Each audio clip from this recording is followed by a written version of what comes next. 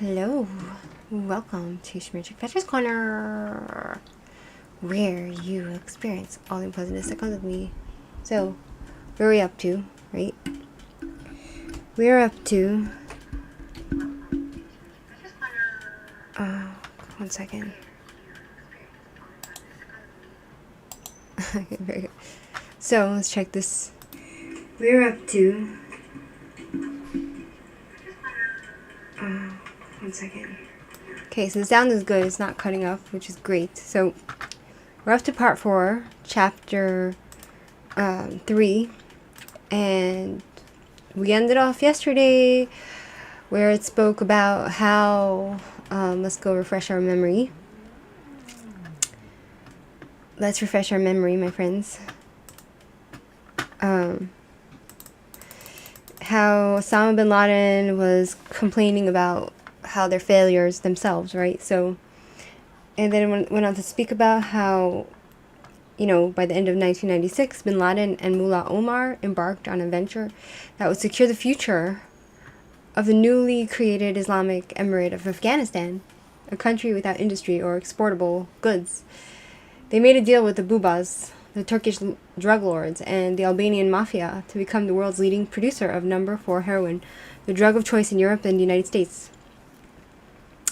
So it looks like bin Laden and the Muslim jihadis were getting in business with the drug lords, right? And it's not just drugs. With that comes kidnapping, right? Kidnapping white women off the street and children, selling them to rich Muslim warlords, right? And creeps. So, okay. From Albania to the atom bomb, right? It seems clear to me. Heroin is the number 1 financial asset of Osama bin Laden. There is a need to update our view of how terrorism is financed, and the view of Osama bin Laden relying on Wahhabi donations from abroad is outdated, and the view of him as one of the world's largest heroin dealers is the more accurate, up-to-date view. Congressman Mark Stephen Kirk said this. Right, so who's Congressman Mark Stephen Kirk? Let's go see. Congressman Mark Stephen Kirk. Let's go see that, shall we? Okay.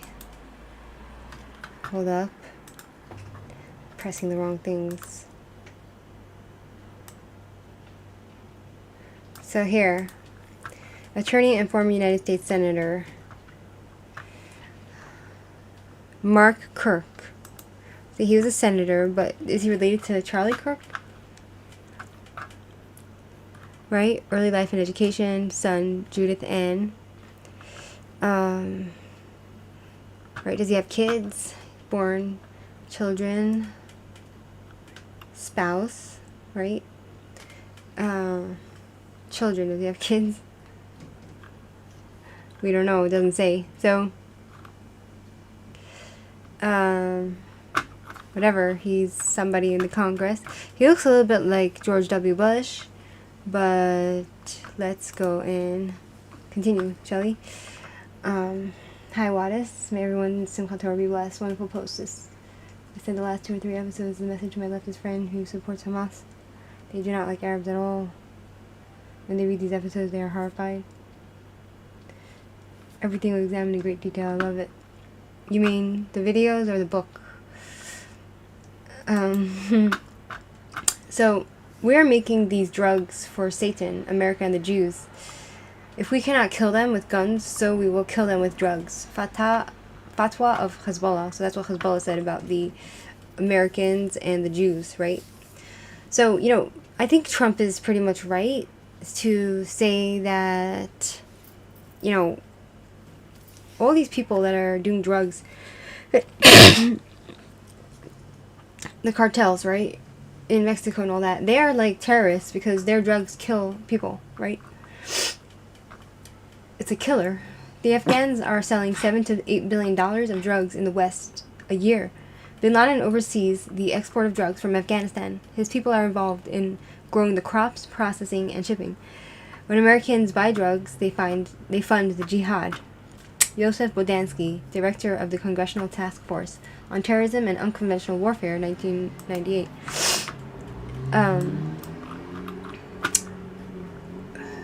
Right? The book. Live well, live long, most people are ignorant, you know? Yeah. So, a biny in Newark, New Jersey costs $20. I don't know what a biny is. It's a hell of a bargain since the product is 71.4% pure. You can't buy any better heroin in the world than you can in New Jersey, claims Michael Paterchik, special agent in charge of the Newark DEA office. But to get a biny for this price, you have to be a regular customer who buys in volume. That is 10 bundles or more. Each bundle contains 10 packs or hits. A hit comes in a small cellophane wrapper that is sealed with an adhesive label.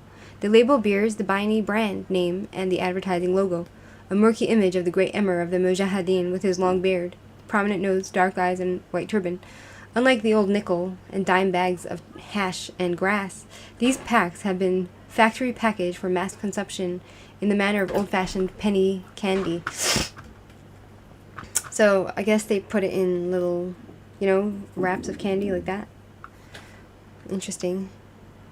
Millions of binies are sold throughout the United States on college campuses and street corners, in professional office buildings and public restrooms, at rock concerts and movie complexes. A biny represents 1/10 of a gram of choice number 4 heroin, the finest heroin in the world, which comes straight from the Golden Crescent of Afghanistan, Pakistan, and Iran. The war on terror has failed to lessen the flow. Although U.S.-led coalition troops continue to occupy Afghanistan, the heroin trade remains the mainstay of the country's economy. Indeed, to the astonishment of all observers, it has soared since the onset of Operation Enduring Freedom, the codename for the 2001 invasion of Afghanistan.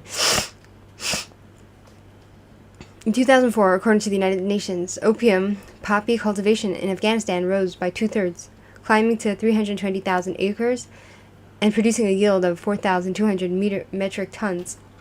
A metric ton equals 2,205 pounds. What we have now is a narco economy where 40 to 50% of the GDP is from illicit drugs, a senior Kabul officer told a reporter from the San Francisco Chronicle. The heroin traffickers are naturally interested in supporting terrorism and doing what they can to destabilize the central government, because the last thing they want is the establishment of the rule of law. In those terms, it is a matter of national security to the U.S. and Europe. Few products are more aptly named than binies. Every time a user makes a purchase, he or she is helping to fund the jihad. The billions that bin Laden has amassed for the destruction of the United States comes from the sale of this product and the alliance he made with the Taliban, the Turkish Bubas, and the Albanian or Islamic Mafia.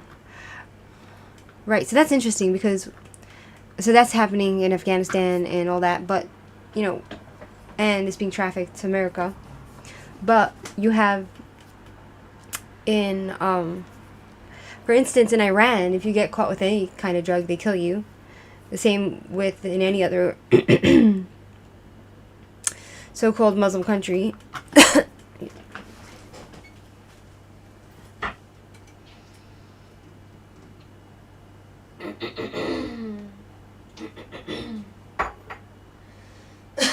think I swallowed some animal hairs. Do you know what I mean? I swallowed some animals' hairs for my cat and my dog.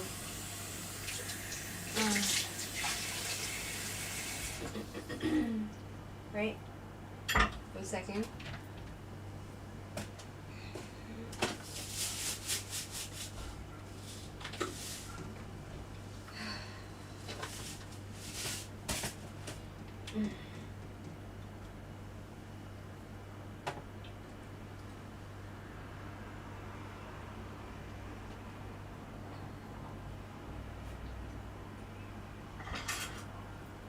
I'm not sure how, how it works in those countries that actually create the heroin, right?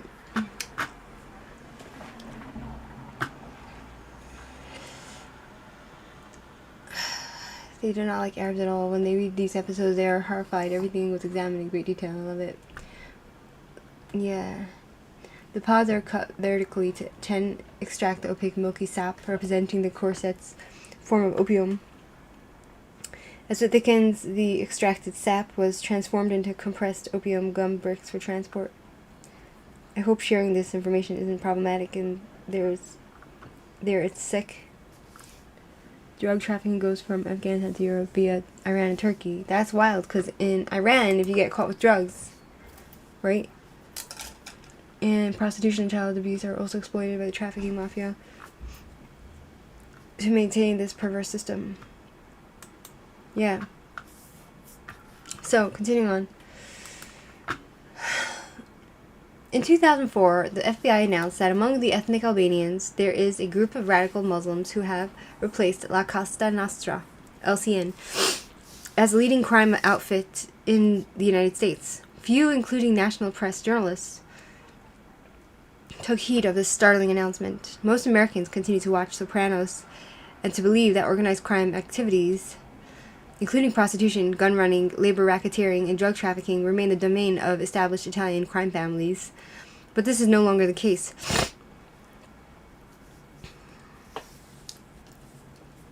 The Albanian mafia, owing to their incredible propensity for bloodletting, gained supremacy over the long-entrenched LCN families in every major city along the eastern seaboard. That's wild, because I remember watching an episode in, there's a TV show called Leverage, and in one of the TV shows, I think it's in Albania, where they go and there's like a orphanage which is being used as a front for these mafiosis, right? And they exploit the children and all that. So now they're saying Albania is the more powerful mafia doing all the crime, right? So they're a hardened group operating with reckless abandon, said Chris Swecker, the newly assisted director of the FBI Criminal Investigative Division. The emergence of the Albanian mafia as a leading force in national organized crimes stems in part from the FBI's success in busting LCN. As a result of Operation Button Down, the FBI codename for the campaign to crush the mafia, the number of LCN families shrank from 24 to 9. The crackdown resulted in the incarceration of more than 100 leading members of LCN. So LCN is the La Cosa Nostra. Oh, so the La Cosa Nostra, who is, I think, probably the...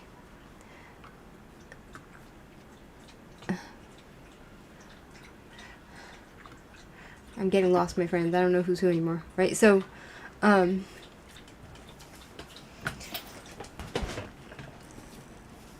okay, so they are a hardened group operating with reckless abandon, said Chris Swecker, the newly assistant director of the FBI's Criminal Investigative Division.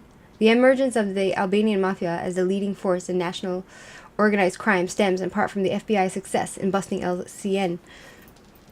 As a result of Operation Button Down, the FBI codename for the campaign to crush the mafia, the number of LCN families shrank from 24 to 9. The crackdown resulted in the incarceration of more than 100 leading members of LCN and 600 of their associates. By 2001, even the prominent duns of the New York families had been toppled. John Gotti of the Gambino family had died of throat cancer in prison. Vincent Chin Giganti, the oddfather and head of the Genovese family, was sentenced to 12 years in the federal prison for murder and labor racketeering. Stephen Crea, the leader of the Lucis family, remains in state prison on charges of enterprise corruption.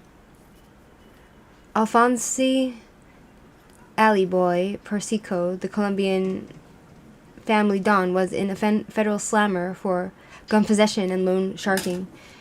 And Joseph Massino, the Bonanno capo, was facing charges of 3 gangland killings.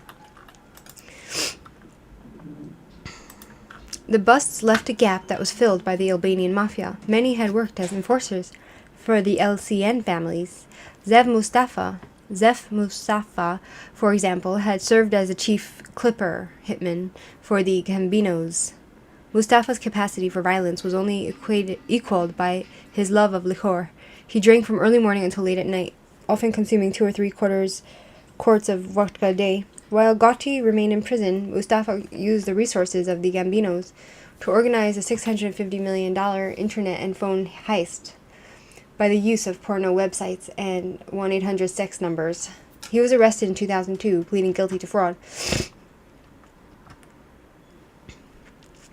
I'm getting lost with this story. I don't even know what's going on. And he was sentenced to 5 years in federal penitentiary.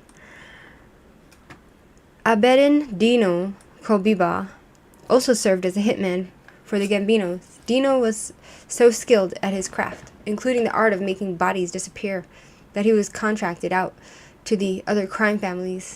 His present whereabouts remain unknown.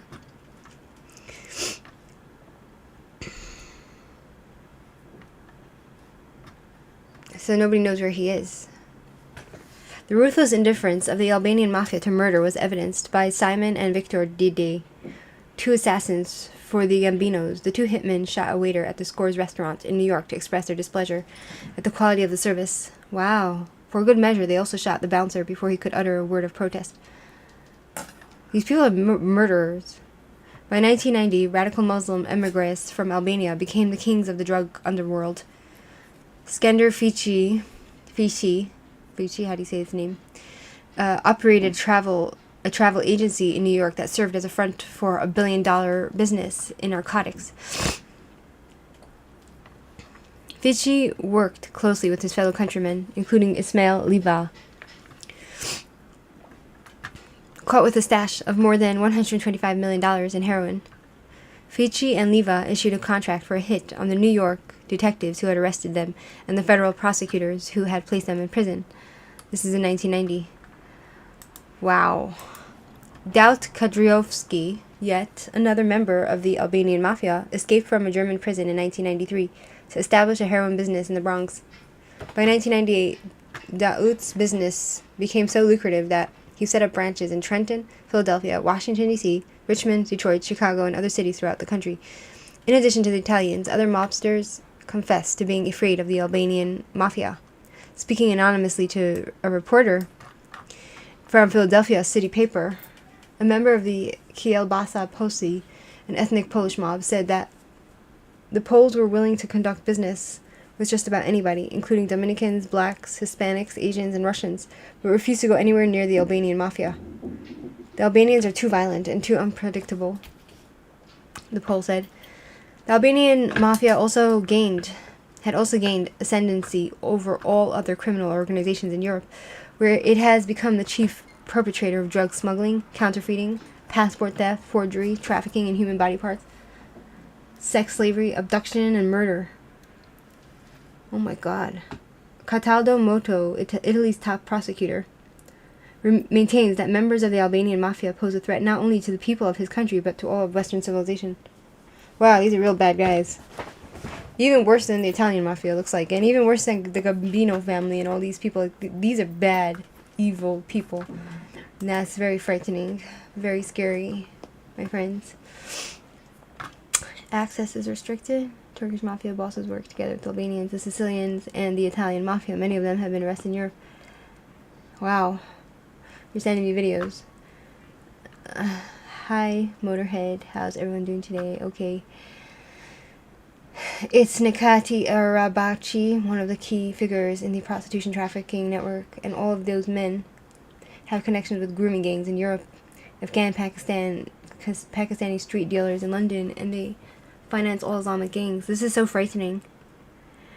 You can imagine, like little girls, that get kidnapped, caught up in this thing, and they can't get out of it. I heard horror stories about this prostitution, sex trafficking, all that is so scary. This is real evil. There was actually a movie, I'm not sure what it was called, but it was about a guy that goes and saves. It's an old movie, not old, but it's probably from 20 years ago. This guy goes to, his daughter is sex trafficked, so he goes to save her, and he kills all these people, and he goes and he sees all these girls that are drugged up, and they're just being used. They're just being they're all drugged up, so all these freaks are like raping them, right? And it's very frightening.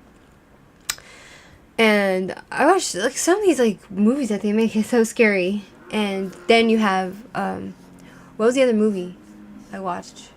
A lot of these movies are very scary. And all these men have connections with grooming gangs in Europe, Afghan, Pakistani street dealers in London, and they finance all Islamic gangs, right? The Italian mafia, Albanians, and Turkish mafia are constantly at odds. They shoot at each other, both in Istanbul and in Europe. It's very scary. We live in a very scary world. So, Dusan Janjic, coordinator of the Forum of Ethnic Relations in Serbia, has offered the following 3 reasons for the success of the Albanian mafia. Firstly, they speak a language that few understand. Secondly, its internal organization is based on family ties, breeding solidarity and safety. Thirdly, so it breeds because it's within their family ties, it makes them feel safe and alone, so they are invincible. Thirdly, there's a code of silence, and it is perfectly normal for someone to die if he violates the code. But Janjic has overlooked the 4th and most important reason. Many members of the Albanian mafia are devout Muslims who believe that their crimes are serving a religious purpose. Right, so they'll do it in the name of God, right? This fact became evidenced when the Italian police began to monitor the telephone conversations of Agim Gashi, Milan's leading drug lord. In one conversation, Gashi told his Turkish suppliers to continue sending shipments of heroin during the holy month of Ramadan. This violation of religious rules is necessary, he said, for the sake of the ultimate goal, namely to submerge Christian infidels in drugs. Similarly, in another conversation, Gashi lauded the success of his billion-dollar business by saying, "We have discovered that drugs are not only a source of wealth, but a tool to weaken Christendom." But I think under all this, even though they use religious as justification for their crimes, I think under it all, they just want money. You know what I mean? They'll use the religion as a cover to continue their laundering and their crimes in order to enrich themselves, right? So, the movement of the Mujahideen into the Balkans began in 1992 when the Party of the Democratic Action, the ruling Islamic party of Bosnia, came to power and sent out a call for recruits. Oh, let's not forget about Bosnia, right? And then hundreds responded to the call. The recruits were given journalistic credentials to avoid detection by the UN officials. Some immediately married Bosnian Muslim women and joined the ranks of the Bosnian army. By 1995, the numbers of recruits from Islamic countries throughout the world exceeded 6,000. So in Bosnia, there was the Bosnian genocide on the Muslims, right? Like, what was that all about, right? It seems like the Muslims were doing a lot of they were part of the mafia, and they were drug trafficking and sex trafficking and all that, and then something happened there where they became killed. They got killed by Serbians, right? Like, Serbian Bosnians murdered Muslims Bosnians, but I'm not understanding like how could that have happened. And also something that this guy, the management of reality, says, right? What's his name? Francisco Gil White. He says something about how there was a misrepresentation about the facts of the Bosnian genocide, right? What really happened there. So that's something that I was looking on his channel for, and right, maybe he has a book, maybe we could read one of his books, because that's something that, that's something that I'm curious about, right? Definitely for money, to help their gods, their religion, and their culture, right? So I feel like when we talk about these, let's talk about some positive, happy things. Yeah. So I feel like when we talk about these things, right, like, in a way, whoever wrote this book and compiled all this and everything, and he published it, it's a very dangerous business to do that, and it's also a dangerous business to talk about it. You know what I mean? Like, I don't know, like, sometimes I think to myself, like, what am I doing? Do you know what I'm saying? Okay, I have no one on my channel, but still, right? Like, these are like, this is scary topics and scary businesses. And this is scary things, right? Motorhead's like, let's talk about positive things, simple things, right? Definitely for money. It's not this what they have been doing for centuries, instrumentalizing religion for capitalism, discussing, right? But it seems like they're like certain people that are like, they are more prone to violence in more barbaric ways, you know? So for example, you have here it says here, the Albanians are very violent and they're Muslims, but they're probably not ethnic Arabs, right? So if we go and look there, sometimes I wonder, you know, like, the Muslims, yeah, they do jihad and they do bad things, but like, there are certain ethnicities that are more violent. Do you know what I'm saying?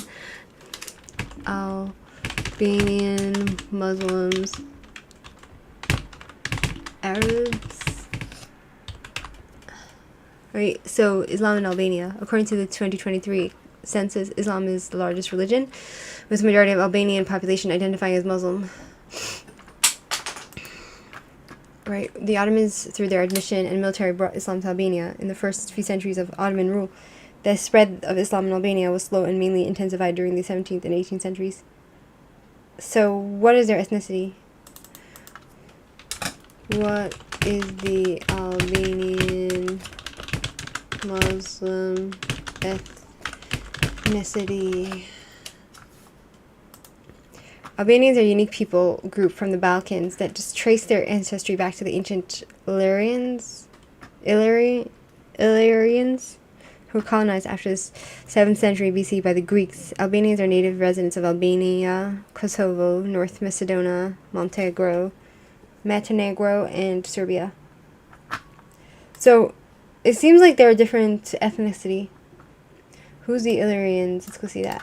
They're not Arabs. Right? Like, there are certain ethnicities that seem to be prone to violence more, right? The Illyrians were a collection of Indo-European speaking tribes that inhabited the Western Balkan Peninsula in ancient times, known for their tribal social organization, fierce warriors, and skilled sailors. They were prominent in the Iron Age and became significant players in the region, forming powerful states like the Ardean Kingdom before coming into conflict with the Roman Republic, and even eventually being incorporated into the Roman world, where some rose to the high positions, including the Roman emperors. So these people are white. What do they look like? Let's go see. Are they white?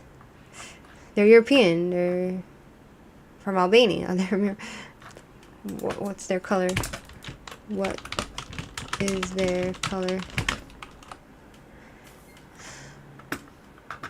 Right? Are they white? Yeah, they're the white men, right? It seems like they, you know, like, they're like Mediterranean, like, complexions, which are typically tanned or bronze, right? So, they're basically like the white man with, like, tan, right? What race are Illyrians? They're not Arabs, my friends, and it seems to be that this people that happen to have been colonized and happens to have colonized these people, the Muslims colonized these people. It's a mistake, because now you have these people who are Albanians that are the most violent, vicious, even worse than the Muslims, it seems, because they have, even worse than the Arab Muslims, because it seems to be that they have this this vicious streak. Do you know what I'm saying? This violence, you know? Like they're, you know, like it's something else. It's something in the genes, right? None of us is allowed today. The Balkans and Turkey are a much worse state morally due to the mafia, drug, prostitution network, yeah.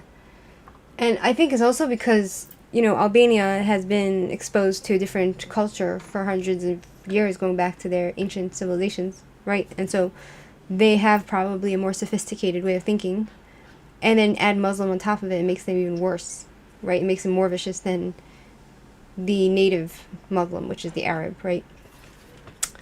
Albanian and Bosnian Muslims are like Turks. Most are not Arab. Many are Slavic or Balkan origin Christians who converted to Islam. Bitter but true. Right. So that's why maybe they're more vicious, because it's not natural for them to be Muslim. And let's not forget that the Christians themselves were very vicious, more vicious than the Muslims towards the Jewish population throughout 2,000 years.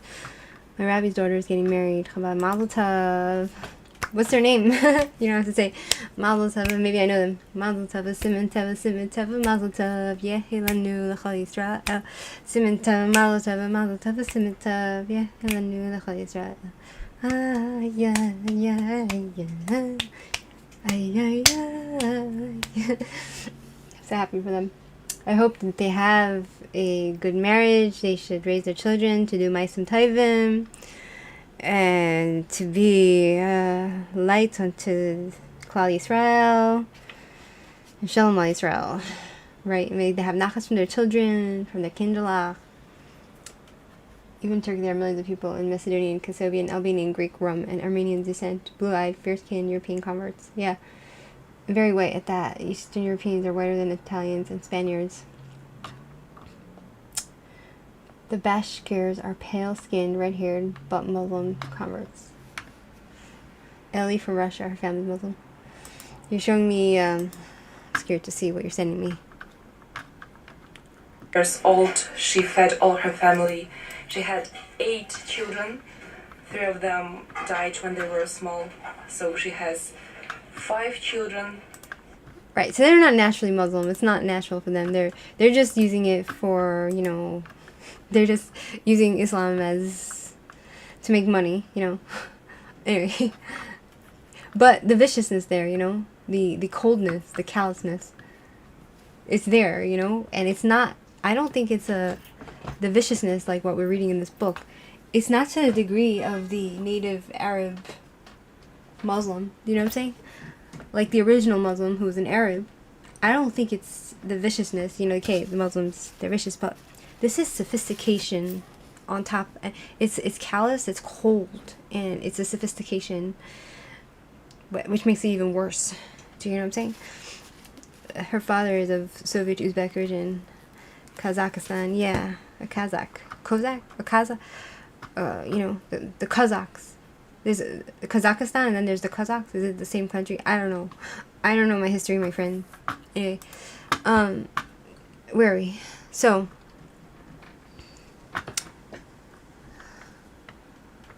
right. So in 1994, Bin Laden, while still living in Sudan, obtained a Bosnian passport from the Bosnian embassy in Vienna and visited an Al-Qaeda base in Zenica, Albania. First of all, I'm very curious about Gil White's Francisco Gil White books, because he's very good. I want to see his books, right? The Collapse of the West. Very inspirational. Very inspirational. I guess we'll look for his... He only wrote 1 book. Shocking, because I want to know what his ideas about the inside job, you know. He's the one that says that 9/11 was an inside job, and he says something about the Bosnians, the Serbs being falsely accused of doing genocide in Bosnia. I don't know what's, you know what I'm saying. So, original Muslims are disgusting. It's like people like Muhammad, Sunni Islam, Hanafi, Salafi, ideology. But the thing is that these Albanians, right, they are Muslim, but they are doing like much worse things than even Muhammad, the Prophet, might have done. Do you know what I'm saying? And I think it's because of they're not from the Arabian Peninsula. They're not Arabs, you know. They're not, you know. I feel like there's levels of evil. Do you know what I'm saying? There's level of evil. There's, like, if we're going to look through history, the Christians, they did genocide after genocide for 2,000 years straight on Jews. They did the most vicious behaviors to the Jewish people, which led it to the Holocaust. The Muslims didn't do the Holocaust. Yes, they're happy about it. Yes, they helped Hitler, but they're not the ones who carried it out. Do you know what I mean? Even though they'd like to. But they don't have the sophistication or they they're just not, they're not on the level of cold, methodical, level-headed wickedness that comes with the white man. Do you know what I'm saying? I'm not trying to demonize white people. What I'm saying is, you know, certain peoples, right? Like, we're talking about the Albanians. They were once Christian, and I'm sure there were many of them that participated in persecution of Jews. I don't know what the history of the Jews in Albania were, right? But it's in Europe, right? Where is Albania, right? So, where is Albania? Like, what we're describing in this book about how these Albanian Muslims behave, it's even, it feels worse than. So Albania is a country in southeastern Europe on the Balkan Peninsula, with coastlines on the Adriatic and Ionian Sea. It is bordered by Montenegro to the northwest, Kosovo to the northeast, and North Macedonia to the east. So, what's the history of Jews in Albania? Right? The story of the Jews spans 2,000 years, with early arrivals possibly arriving as early as 70 CE, and a significant growth in the 15th and 16th centuries due to Sephardic refugees fleeing to the Spanish Inquisition. Albania provided relative stability, and Jewish communities were established in cities like Berat, Vlor, and Durrës during World War II. This is AI, so I'm not sure you can trust it, right? But we'll just go with this, right? So the country became a sanctuary, and due to the Albanian Code of Honor, Besa, almost all local and refugee Jews were saved, leading to a net of, in World War II they saved Jews, leading to a net increase in the Jewish population by the war's end. Following the collapse of communism, most of the remaining Jewish community was airlifted to Israel through a small community, and a Jewish museum now exists. So there are Jews there, but like, I want to know what the Yad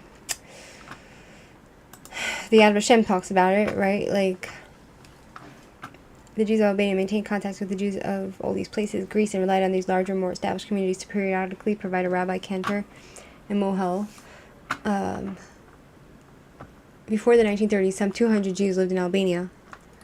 With Hitler's rise to power and increase in anti-Semitic activity, Jews felt threatened in their own country and began migrating from their homes in Western and Central Europe. So there were only 200 Jews living in Albania. By the outbreak of World War II, between 600 and 1,800 refugees had arrived in Albania. So they were like a refuge from Germany, Austria, Serbia, Greece, and Yugoslavia, on their way to the United States, South America, Turkey, and Palestine. On the whole, Albania did not discriminate against its Jews. Wow.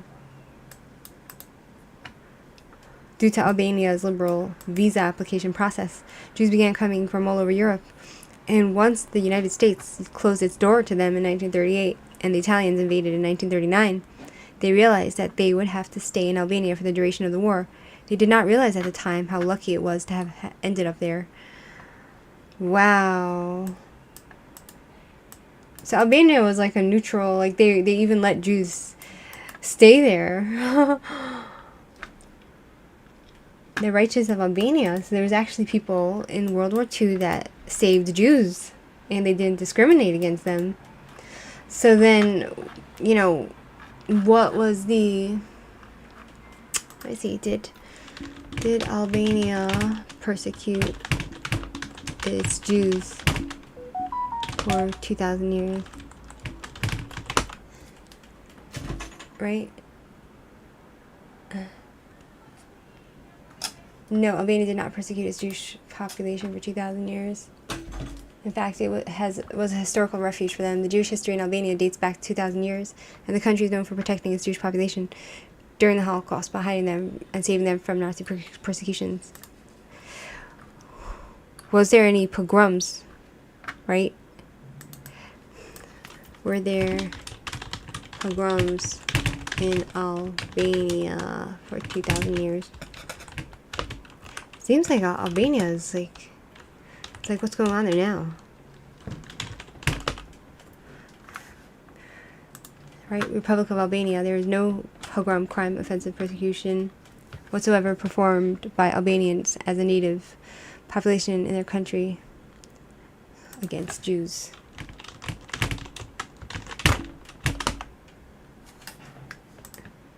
There's no evidence of pogroms against Jews in Albania over a 2,000-year period. In fact, Albanian history of Jews is marked by peaceful and strong relationship. Wow. That's very interesting, my friends. I wonder why that is. Very strange. Right? But then there was Kristallnacht pogrom, and even my father had to admit there was no place for Jews in Germany. The light of Albania, right? So Jews escaped Albania. So I don't understand why they would act so vicious. Is it the Islamic influence? Because most of the other Christians did the Holocaust. I guess there's nations that, some nations are just less, likely to do certain things. I don't know. Most non-Arab peoples have difficulty accepting Islam. It has always been this way for the original Arabs. Other nations are Mawali slaves. In terms of fanatic Islamism, there are nuanced differences among non-Arab people. That's how it is. Many adhere to mystical beliefs like Sufism and to teaching with Manichaean Hindu influence, such as Mevlevism and Bektashism. Muslim sultans use Jews against Christian nations in accordance with their interests. That is the truth. And it's the same way the other way around. Right? The Christians use the Jews against the Muslims. Unlike Christians, Jews were engaged in intellectual and commercial activities. Because Jews throughout there were Jews who were ignorant. They didn't know how to read and write, but it was during certain times. Most of the time, a lot of Jews, they were focused on studies, right? So, I believe pogroms against Jews occurred in Arab lands with the Ottoman borders, however. In Europe, right, there were pogroms every day on Jews for 2,000 years. That's why, and then it ended off in the Holocaust, right? And that's why there's so few of us around. So, there is a huge history of Christian persecution on the Jews, which ended in the Holocaust. And we read about it in the English of the Jews by Edward Flanagan, right? We read that. If you go look back, in my lives, we read about the pogroms and the humiliations and the rapes and the torture and the slaughter that the Christians did, and it was much more than the Muslims. I don't know, even though the Muslims did almost as much, but less vicious in some ways. Like, they didn't, because it wasn't coming from a deeper ideological thing. Like, the Christians had a more hate towards the Jews somehow, right? We read about this, but I can't remember exactly what. Right? It seems that Arabs and Europeans don't like Jews very much. You don't say. You should go read the book, The English of the Jews by Edward Flanagan. The problem with him is that he is still Christian. He basically lays out all of the Christian crimes on the Jews, and then he literally stays Christian. Do you know what I mean? And many communities that follow this example. Yeah. So now you have people that are not Christian that are pro-Palestine, right? So you have LGBTQ, you have the transgenders, you have all these people that hate Jews and Israel. And they're not religious Christians, and they're not religious Arabs. They just hate Jews, right? So I don't even know if you can say it's about religion anymore. You know what I'm saying? It just happens to be that throughout the world's history, religion has always been a factor, right? And the hate was religiously motivated. But then it can be argued that these people who are LGBTQ and transgender, it's a sort of cult, right? And atheism is a sort of religion within itself, right? It's a ideology, it's a belief system. So, everybody's going to believe in something, and that will be their religion, right? So if it's not God, they'll become vegan, and they'll become worship the vegan idea. So In 1994, bin Laden, while still living in Sudan, obtained a Bosnian passport from the Bosnian embassy in Vienna and visited an al-Qaeda base in Zenica, Albania, that had been organized by al-Zawahiri. The base was an isolated farmhouse that had been converted into a research center for advanced weaponry. Much of the research centered on the making of human bombs. Individuals who could carry and spread an incredibly virulent form of bubonic plague that remained resistant to treatment with chloramphenicol or one of the tetracyclines. Wow, so they were looking to like poison people, kill people through disease, like poison during like infectious disease. During his visit, bin Laden supervised the creation of an al-Qaeda training and command center in Trogji on the property of the Albanian premier, Sali Berisha, and the establishment of cells in Croatia, Tetovo, Macedonia, and Sofia, Bulgaria, where he met with the Turkish Bubas. Bubas? His name was Bubas? With the blessing of the Bubas, bin Laden... What's a Bubas? What's a Bubas in Islam? Bubas in Islam. It's shocking, my friends. The term Bubas in relation to Islam does not have a direct or common meaning. What is it? What? What does it mean, friends? Hi,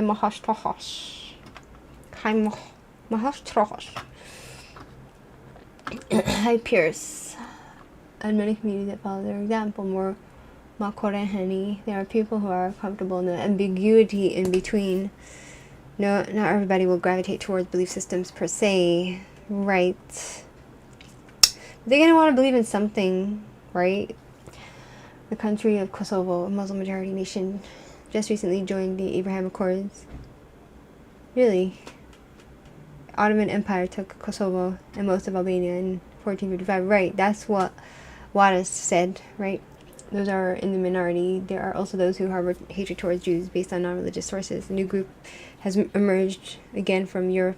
They spew hatred towards Jews based on the alliance between LGBT. Antifa, vegan, and femin.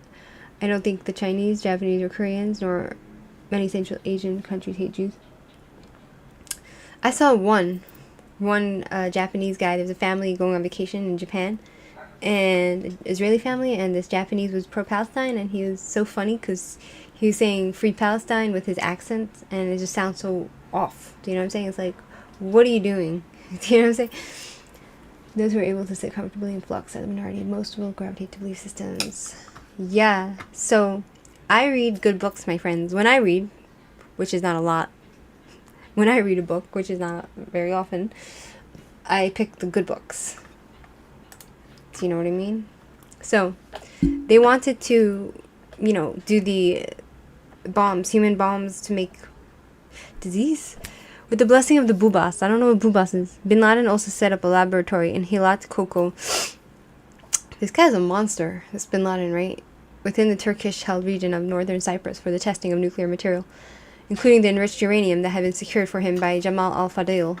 In 1996, after solidifying his position with the Taliban, Bin Laden made another trip to Albania. This time, he met with the leaders of his Balkan cells in order to usurp the control of the global narcotics trade from the Sicilian mafia, who had become partners with the Bubas in the heroin trade.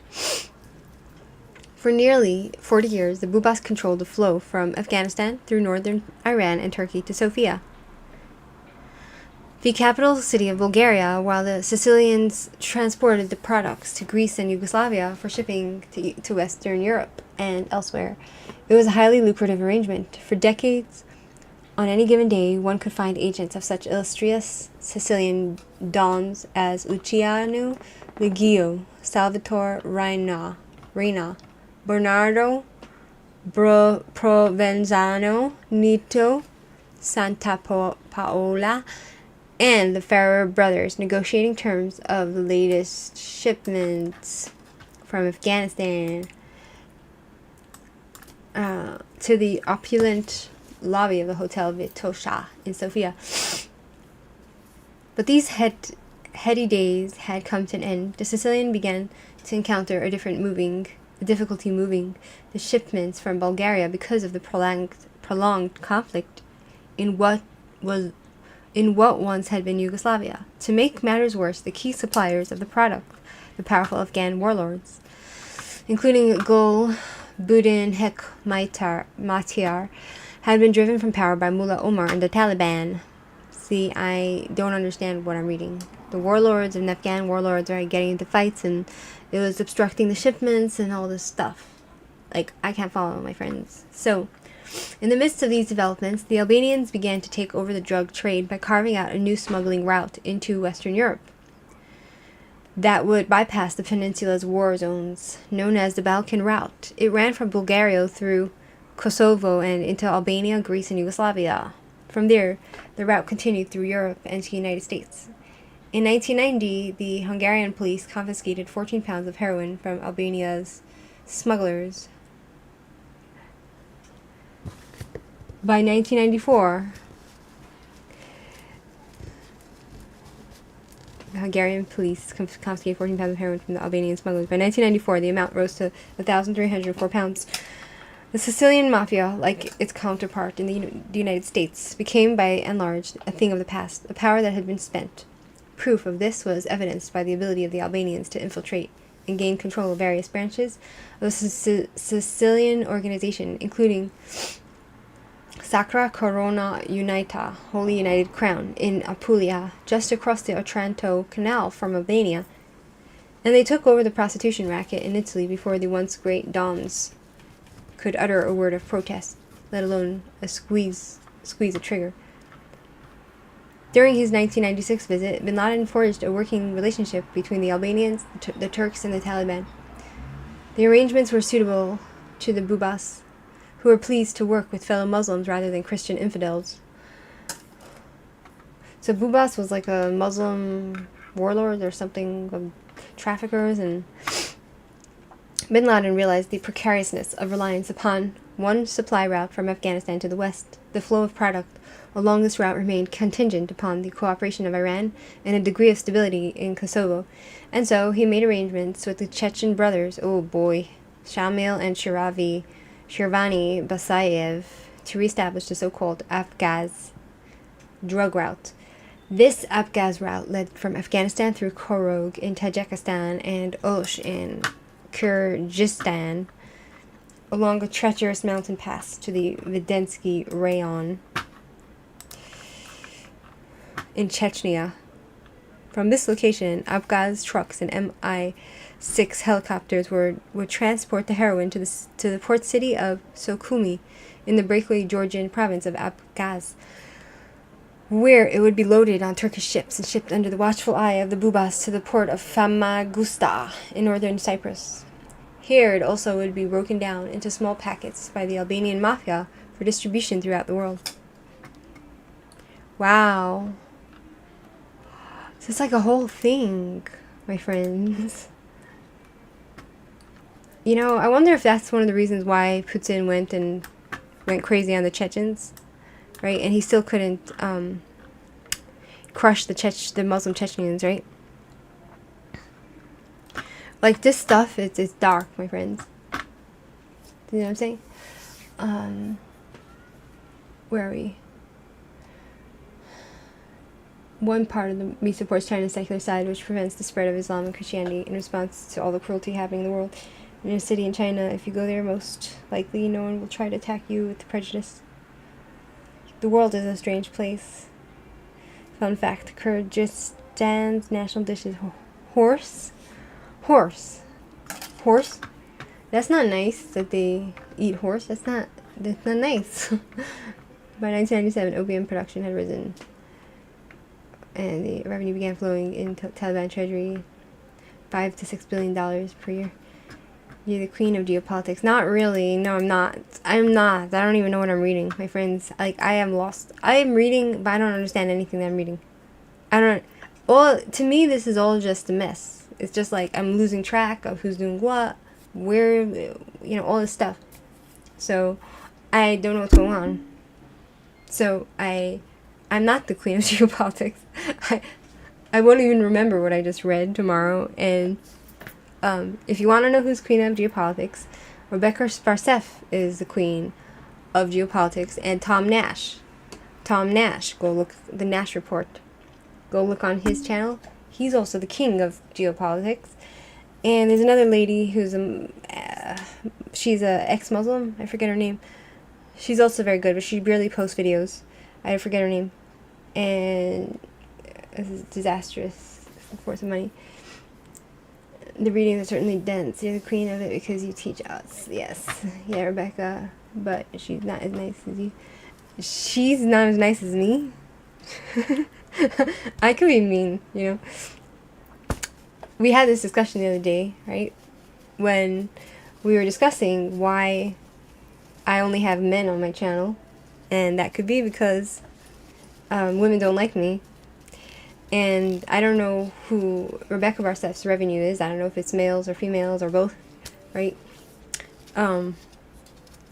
I mean, Rebecca Barcef, she's of the Russian stock, you know. My father's Russian, but she's born in Russia and raised there. I have mixed lineage, so, you know, she's more blunt. Even though I'm also could be aggressive and blunt, she's more like more blunt than me, right?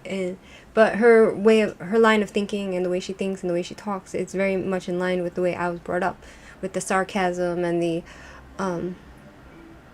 the blunt, realistic type of talk, you know, like there's no sugarcoating anything. You know, it's just like, okay, these people are this way, those people are that way, and you're a moron if you believe that. You know what I mean? You're trans. Very nice. Trans, like, what gender, or are you just gender fluid, like, here to share? My meanness is pleasant. Oh, how nice, how romantic. RBS is, Rebecca Barcef is mostly male viewers, yeah. So, not hush, hush, yeah. Because women also probably don't like her as much because she's very fierce in the way she speaks, and there's no, because she's very realistic, you know, she sees things the way it is, and you're a moron if you think other things, you know, you're not seeing, like, most people are living in delusion, like, literally in delusion. Most people are living in delusion. I love it, yeah. I'm not as sarcastic as her. I can be. I can be sarcastic when I'm in a certain mood, which is very rare, and I don't even know, and I can be so sarcastic that I shock myself. And I'm like, where does this come from? It's like, almost like my father's genetic is coming out, flowing through me. Do you know what I mean? I'm an earth. You're an earthling. Oh, you're an earthling. So your gender's earthling. Very nice. Hey, God grant your father long and healthy life. Amen. We're all male. Thank you. We're all male, female. Both first few weeks of conception. In fact. Really? Really? I didn't know that. Yeah, so this is Amber, and he usually sits on my lap. And usually you don't see my animals because they're usually sitting on my lap, but you don't see them because the camera is upward. Right? He's a very nice cat. Right? Sarcastic.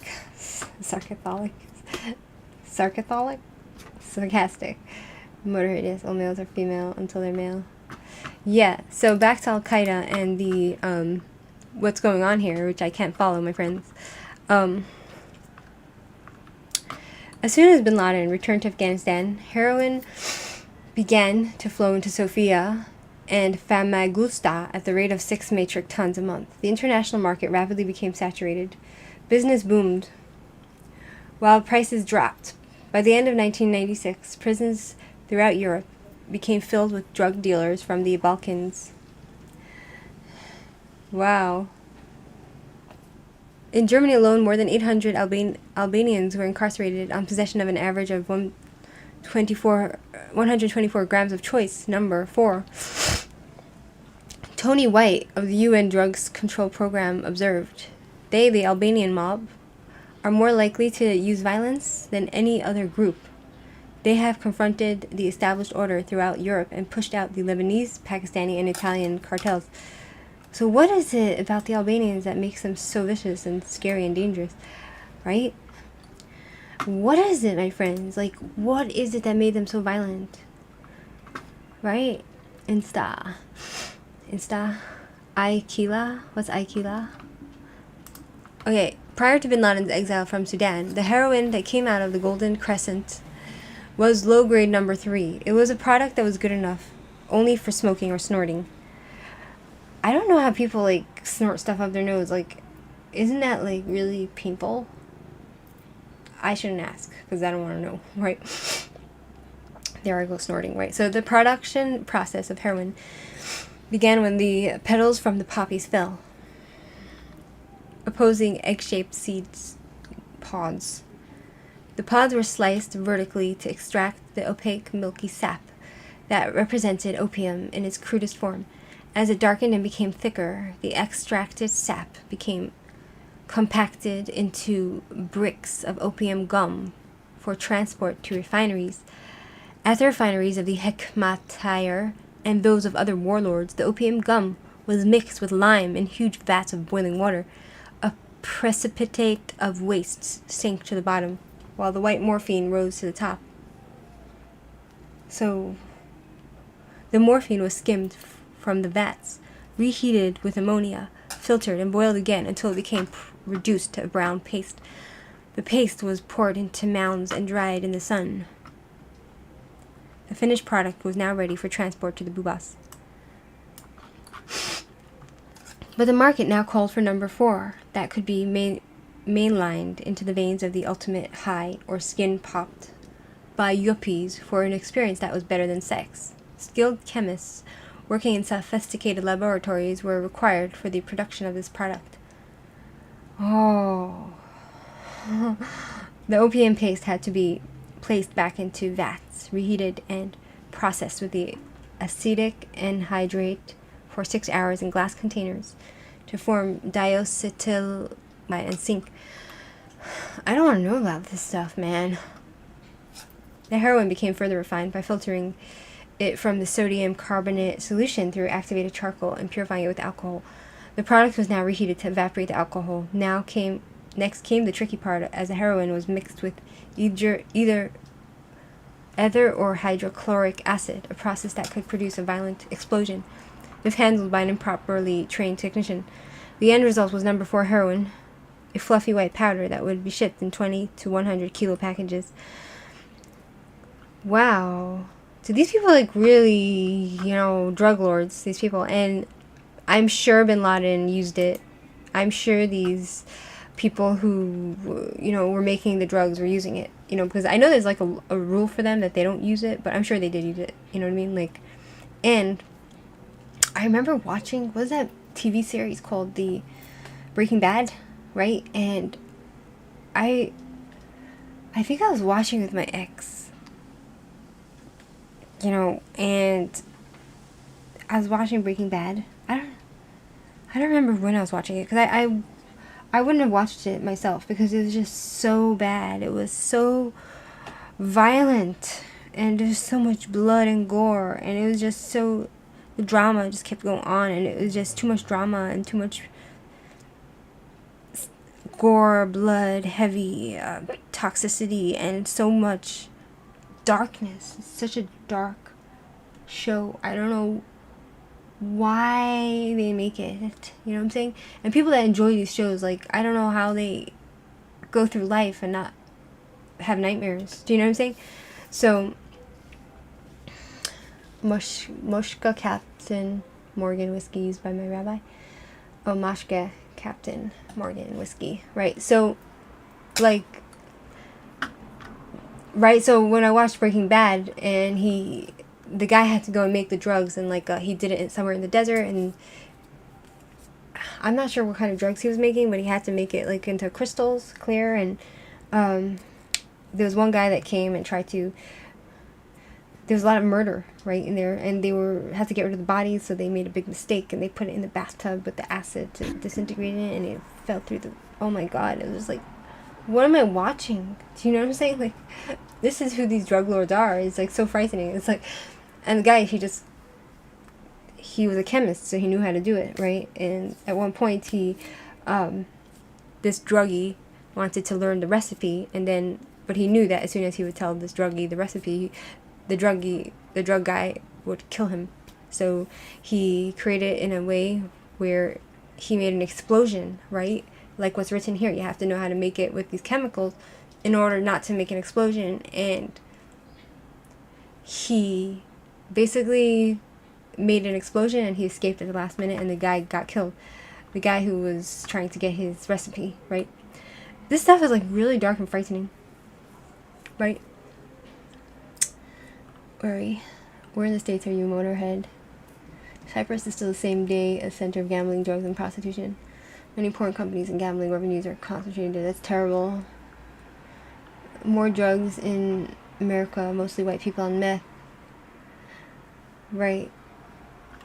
So, porn, 80% of internet is porno. According to the Mujahideen, the declared purpose of the smuggling was to poison the infidels in the Western world. What a stupid, godless, atheistic, nihilistic aim, right? Primates obsessed with orifice stimulation. I also saw another documentary about how animals actually, they go to certain plants which get them high and they eat it. Germany originally invented heroin to replace morphine for medical usage. That's what I heard, right? In Lekmat tires and other warlords' refineries, opium gum was mixed with lime in huge boiling vats of water, and a waste sediment sank to the bottom. The white morphine rose to the surface. I hope the cops who watched Breaking Bad don't come knocking at your door. Yeah. Walter, I remember, don't watch glazed TV shows. Yeah, I don't know why I was watching it. I don't remember why I was watching Breaking Bad. I'm trying to remember. I'll probably remember after I go off of this. But it was so traumatic watching this stuff. And it was just one episode after the next. And it just never ended. And because he was sick, the guy Breaking Bad, and he wanted to leave his family money. But he chose to go about it, like, in such a terrible way, right? Violence, murder, dark, evil movies, yeah. Good. Don't watch the Hollywood garbage movies, yeah. The only movies that are good are the old movies. The country movies of, like, you know, the cowboys, and also the Charlie Chaplin and all those. Oh, Charlie Chaplin, by the way. He made one of his TV shows, right? His TV series. Or it was a movie, I'm not sure it was. It was called Monsieur Berdu, I think it was. And it was about a serial killer, and he behaved like the serial killer, who would go and steal from people and kill people, right? And he would do it with women. He would go and make women fall in love with him, and then, like, wealthy women, and then he would kill them, steal their money, and go from woman to woman. So I remember some old movies are really good and some are really scary. Like, Charlie Chaplin knows how to play the most creepy guy around. Like, he was so good at acting, right?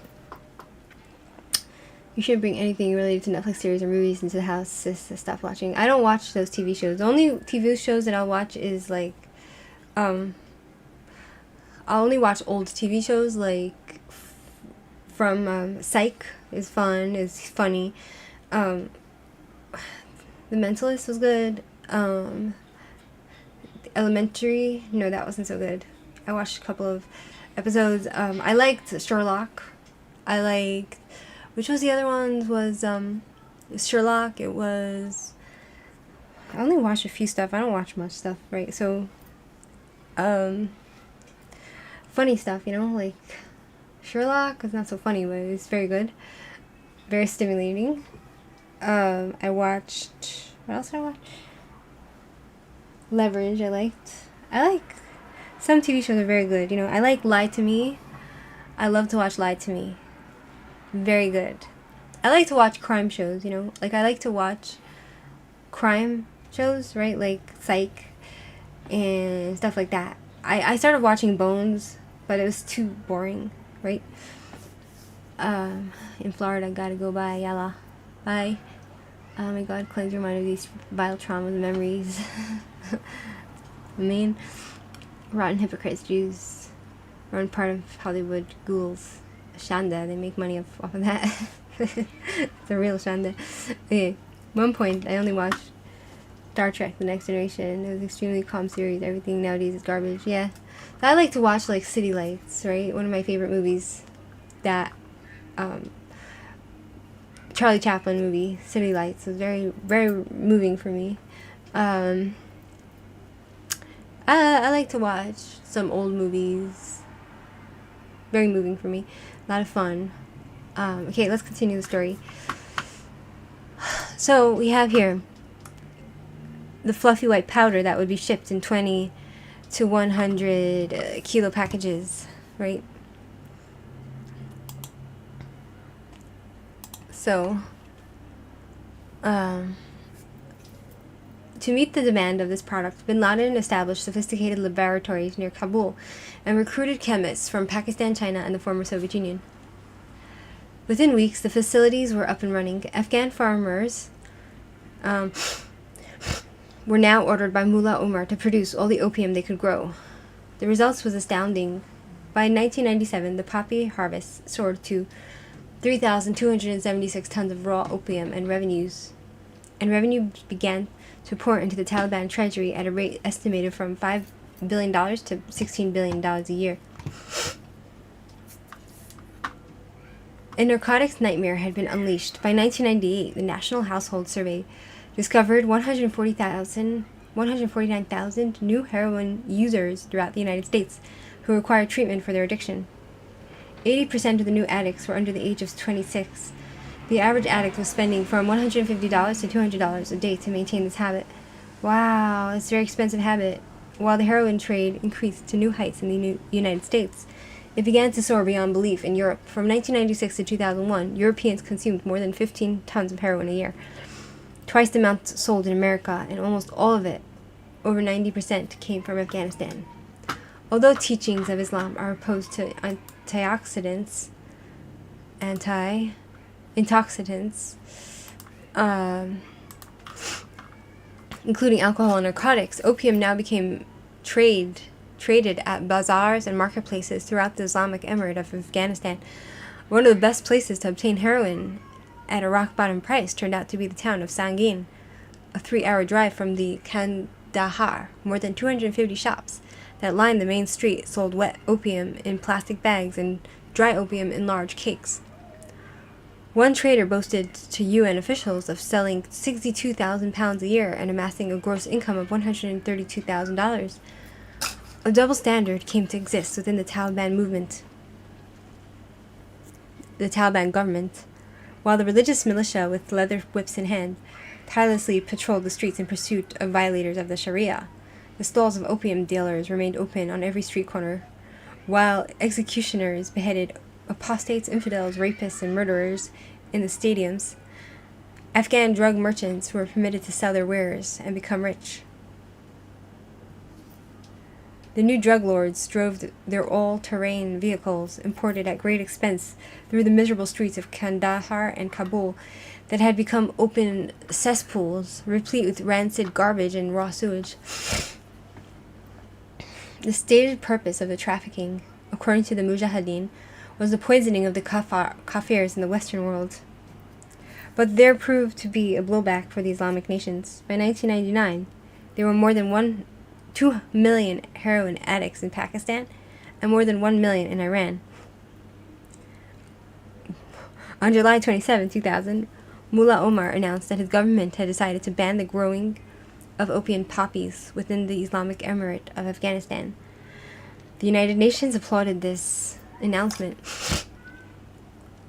claiming that it represented a major step in the effort to curb the sale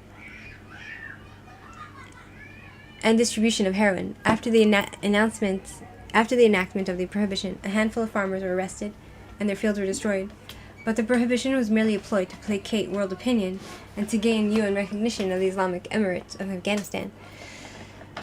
NATO satellite surveillance showed that more surface areas of farming throughout Afghanistan were devoted to growing opium poppies in 2000 than any other year. Wow. So now we're up to chapter 4, the 3 wars. This book I could probably, if I just put my mind to it, I could probably read this in one day, right? Because it's very interesting. You know what I'm saying? The 3 wars. It's very interesting, my friends. At one point, I only watched Star Trek, right? The National Household Survey revealed that there are 149,000 new, calorie brutality and perverse sexual, intelligent abandoned, right? Let's see, watching right now how he turned the world into hell with 72 demon virgins from the pit of fire. Piss be upon him. 50% of the new addicts were under the age of 26, and average addict was spending, it's a lot of money, right? And so the thing is that, like, right, they say that drugs make people more crazy, like people will kill to get their drugs, and they say that it'll make them more violent, right? But aren't these people in Afghanistan, and aren't they already, like, did it make their lives worse? Because some of them would get high, like, would it make their lives worse or better, or what? You know what I mean? Like, it's very strange, the whole thing, right? And so, chapter 4, the 3 wars. The war on terrorism skipped the KLA. Kosovo had become exclusively an Albanian province. The Balkans, since the end of the bombing, have been in constant turmoil caused by the KLA terrorist activities. James Bissett, former Canadian ambassador to Yugoslavia, November 13, 2001. The towers are an economic power and not a children's school. Those that were there are men that supported the biggest economic power in the world. They, the American people, have to review their books. We will do as they do. If they kill our women and our innocent people, we will kill their women and their innocent people. Not all terrorism is cursed, some is blessed. America and Israel exercise their condemned terrorism. We practice the good terrorism that stops them from killing our children in Palestine and elsewhere. Sure, right? Osama bin Laden wrote that in November 2002, right?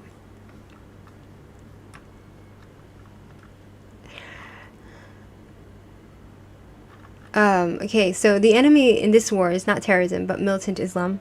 Elliot Cohen said that, The Wall Street Journal, November 20, 2001.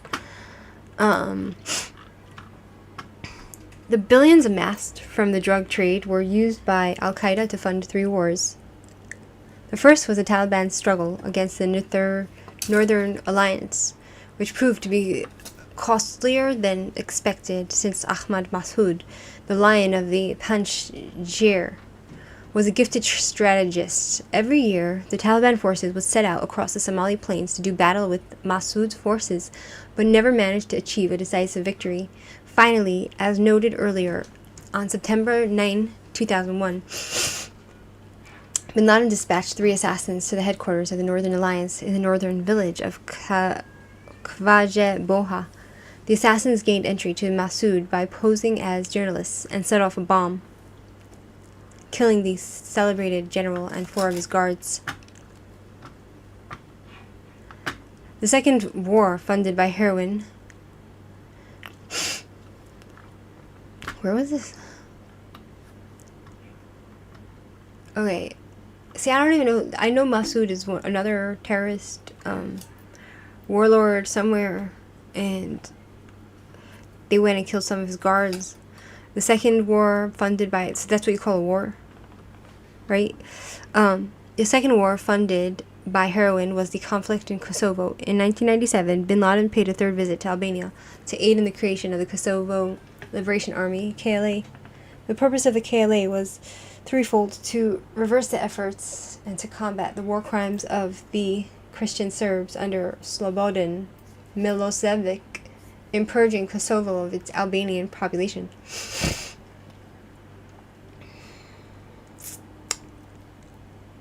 When was this? 1997? Number 2, to undermine the attempt of Ibrahim Rugova and the League for Democratic Kosovo to obtain a peaceful resolution to the struggle between the Serbs and ethnic Albanians.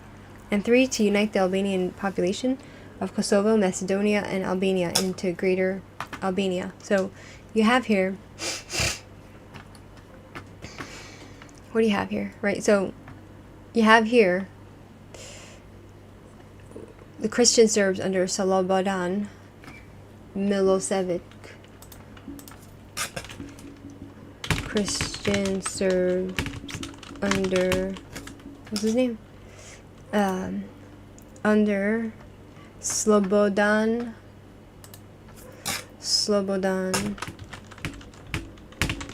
what's his name? Milosevic.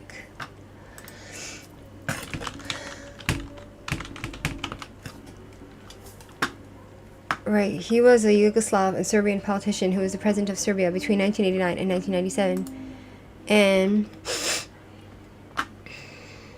president of the Federal Republic of Yugoslavia from 1997 until his overthrow in 2000. Milosevic played a major role in the Yugoslav wars and became the first sitting head of state to be charged with war crimes. Was this the Bosnian genocide, or it was somewhere else? It was, because, go back. So many wars that you just can't you can't keep track, right? So world wars, it was the Bosnian Serb Revolution, Slobodan Milosevic, and the politics of war and peace. What is going on, my friends? Right? Like, who is this guy? The role of religion in the Yugoslav war, Serbs in Bosnia. Was that the Bosnian genocide? Let me see. Bosnian genocide. Genocide in Bosnia took place the Bosnian War of 1992 to 1995 and included both the Srebrenica massacre and wider the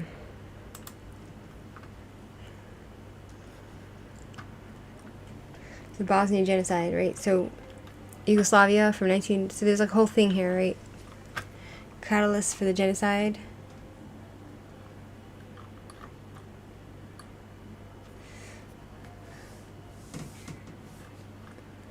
The Serbians are doing it. I don't know. I saw a documentary about it and it was just so horrible. Like that, it was too much, you know? Every penny spent comes back in the form of hostages, rape victims, and Jewish youth being lynched on the streets. Hello, honey, forgot to put that before. I probably would have looked the way some streets in America look, and people became statues stuck in a drug high, leaned over everywhere. Yeah, it's very scary. I think there's divine purpose in this order. Stop harming yourself, save your loved ones for the ignorant Europeans and leftist Jews. Yeah. It's very sad and very addictive. They get sick if they don't get it right, hooked in an endless loop of destruction. Right. I saw like also people passing through certain like drug-dominated cities in America, and you see these people, it looks like they're like zombies. Like they're in unnatural positions, standing like as if stuck, like statues, you say. And it's just so tragic, really sad that these people are stuck in that addictive state, right? Where are we? Okay, so the second war, right, so then the war was to reverse the efforts and to combat the war crimes of the Christian Serbs under Slobodan Milosevic in purging Kosovo of its Albanian population. Number 2, to undermine the attempt of Ibrahim Rugova and the League for Democratic Kosovo to obtain a peaceful resolution to the struggle between the Serbs and the ethnic Albanians. And number 3, to unite the Albanian populations of Kosovo, Macedonia, and Albania into Greater Albania. So to accomplish these objectives, bin Laden provided between $500 to $500 to $700 million and the expertise of 500 seasoned Arab-Afghan troops to train KLA recruits at the Al-Qaeda Central Balkan headquarters in Trobji, Albania, and a training camp in neighboring Macedonia. The Macedonian camp, located in the mountains of Spopaska, Sirna Gora near Skopje was placed under the command of Zayman al-Zawahiri, brother of Ayman al-Zawahiri.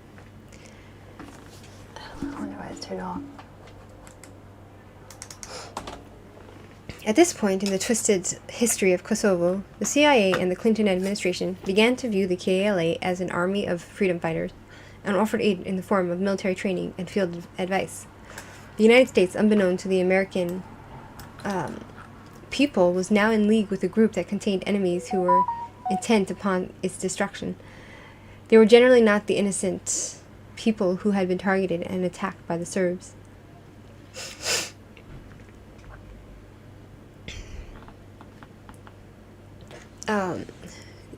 Rebecca Barseff says,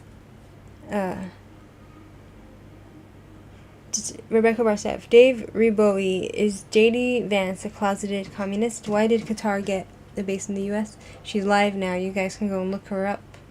You can go watch her live if you want. She's very good. She's very informative. And she might be right about J.D. Vance, you know what I'm saying?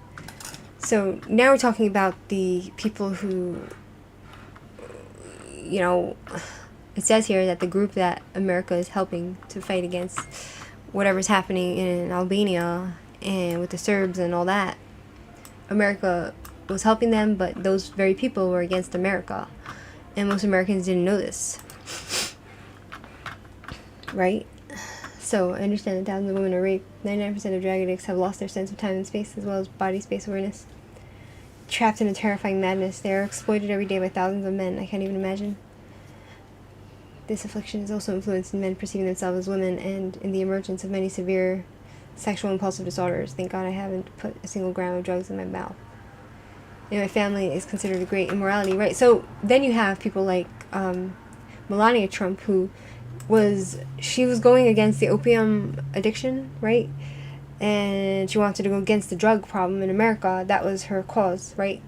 Because, you know, a lot of the Americans are like, oh, you know, the wife of the presidents always have to have some sort of cause to be somehow legitimate, right? So she took on that cause. And people, the left, they still hate her, even though she's trying to do a lot of good things for humanity. It's just, like, really sad, you know? When good people try to help the world and they get shit on just for being good people, you know, it's just really sad. Like she said, she was bullied a lot, but and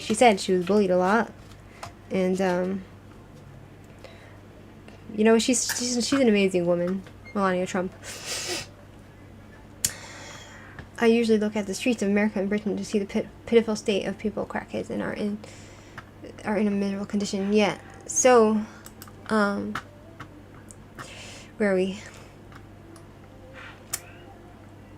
Okay, so by 1998, the KLA became a formidable army of 30,000 with sophisticated weaponry, including a shoulder-fired anti-tank rocket launchers, mortars, recoilless rifles, and anti-aircraft machine guns. From Trobji, the KLA began to conduct a hit-and-run attacks on Serbian special forces police units. Milosevic and the Serbian officials responded by burning homes and killing dozens of ethnic Albanians in the Drenica region of Kosovo.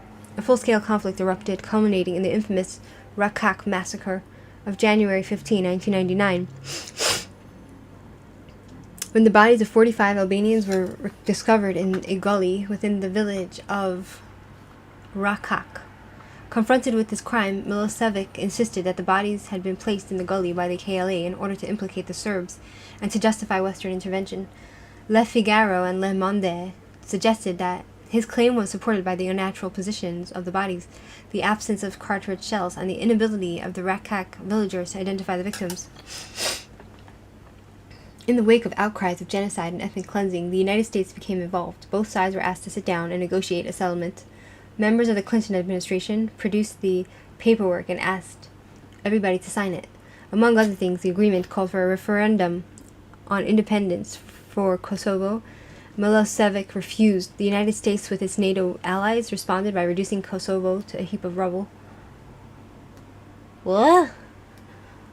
Between March 24 and June 10, 1999, a total of 37,465 missions were flown, destroying 400 Serbian artillery weapons, 270 armored personnel carriers, 150 tanks, and 100 planes, killing 10,000 Serbian soldiers and a convoy of refugees, and causing 1.4 million Kosovars to flee for their lives. This America did this. America did this to the people of Serbia. The greatest mass migration since World War II, the cost of the weeks of the bombardment exceeded $4 billion. Milosevic and the Serbs decided that they had enough. The Accord of June 21, 1991 ended the bombing, eliminating the presence of Milosevic's regime in Kosovo,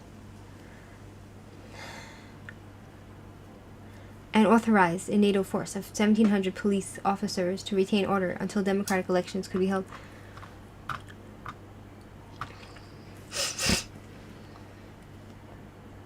I don't even understand what they're fighting about, you know? Like, could somebody explain, like, what am I reading here?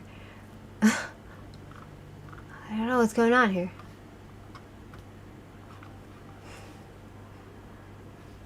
Who's against whose? Who's against who? I'm lost. I don't know how many people do it. I had a reaction to 5 milligram Percocet when I was a kid. I can't take painkillers. They say I can have Tylenol, but I don't have pain. You don't have pain? Your body doesn't feel pain? The situation in the U.S. is deliberately financed by Afghanistan, Taliban, Islamic groups, and China. China is the largest exporter of fentanyl, and they are supporting the collapse of Western civilization. The Democrats, all the crazy, godless, and nihilistic Democrats, liberals, also side with the system. Looking at people like Hunter Biden, Democrats also have deep ties within drug cartels. Yeah, I don't understand what I'm reading, my friends. Like, here it says, right, like, there's all this wars, and I don't know what they're fighting about, and America's going into these places and doing all this stuff, and then you have NATO forces coming in to keep the peace in these areas until they can do the elections. But we all know the UN, the UN, right? They join in on the war crimes, you know. Milosevic, let's go see. Milosevic did the Bosnian genocide. Because he was a Serb, right? The Yugoslav Wars. It was called the Yugoslav Wars. Right?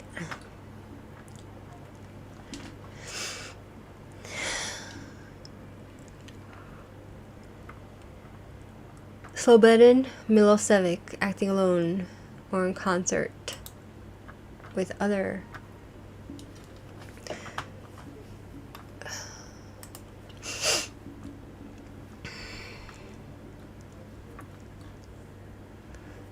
one second. What was it called? This genocide? It was called the Milosevic.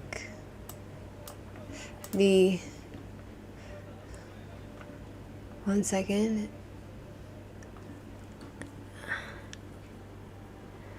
He was sentenced to life in prison. Who? War crimes, right? And Milosevic was arrested in 2001 and charged with genocide and crimes against humanity. For what? For genocide?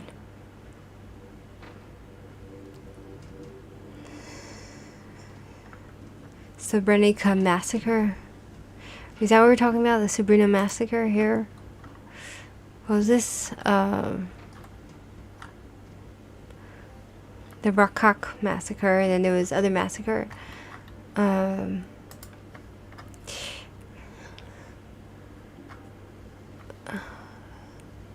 He was arrested by this guy here. He was placed on trial. He was found guilty of genocide, war crimes, and was sentenced to life in prison.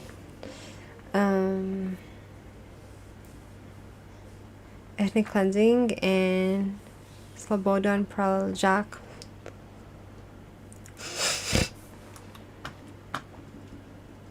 He drank from a bottle of poison that he smuggled into the courtroom. The proceedings were immediately suspended, and Praljak died a short time later.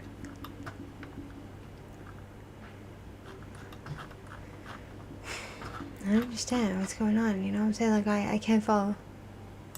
You know what I mean?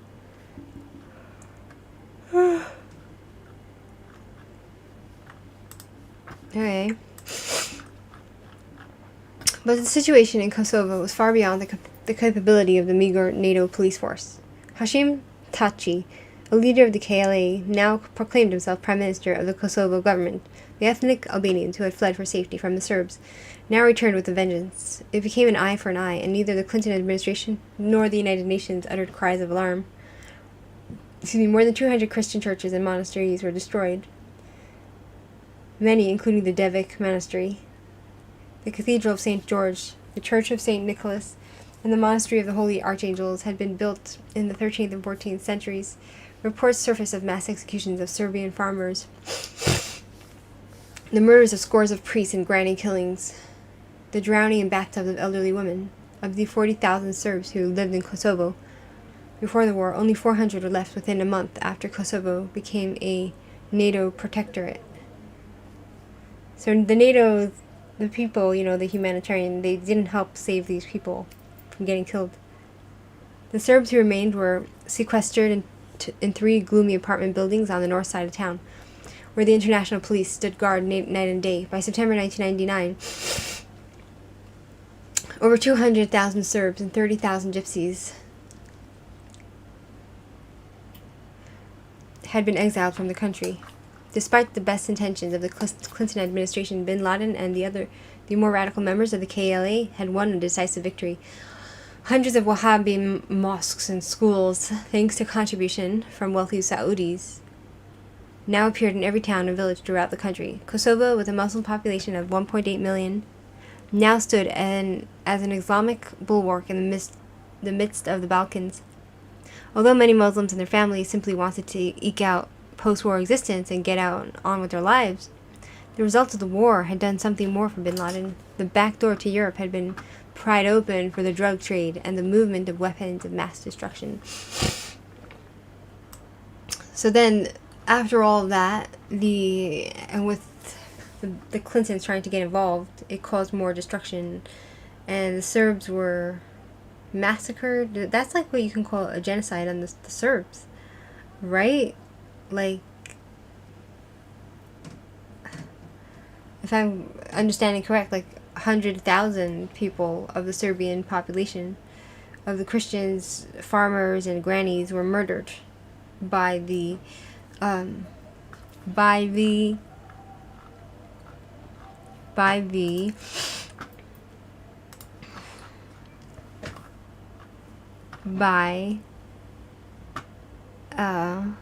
Albanians? By the Albanians? Or the NATO allies? Like, whoa.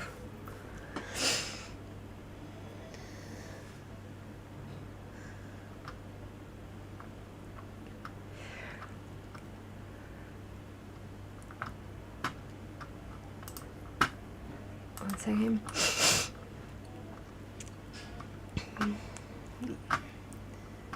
Hashim Taci, leader of the KLA. Hashim Taci,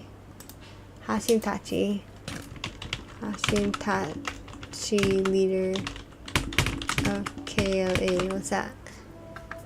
The Albanian nationalists, right? So this guy killed all these Serbians, right? Young men, elderly, very foolish, right? I think they were saved thanks to NATO. Bosnia was intervened in during the Clinton era. I think they were saved thanks to NATO, right? But then the Albanians, I don't know, are the Bosnians and the Albanians the same people? Bosnian and Albanians the same people?